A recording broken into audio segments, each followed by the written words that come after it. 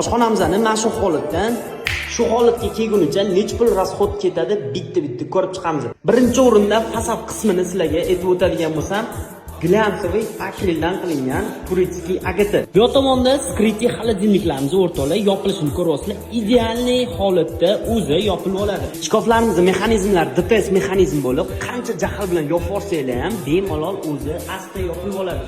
Посудомоющий apparatimizga bitta 0 dan 10 gacha baho berib ketasizlar. Gaz plitamizni ikkita yon tomoniga agrol o'rnatib berganmiz, yog' qo'yish uchun. Egalari shuni so'rashdi, biz o'rnatib berdik. Gaz plitaning yuqori qismida o'rtoqlar yashirin dichka o'rnatib berganmiz, kachista prosta bomba. Shkoflarimizni zazorlariga bitta e'tibor berib qo'yasizlar. Zazorlari ideal holatda chiqarib berganmiz. Qoshuv vilka qo'yish uchun latoqlarni o'zimizdan o'rnatib beramiz o'rtoqlar. Mana bu kvars toshlarga bitta yo'lchani qizartirib qo'yasizlar o'rtoqlar.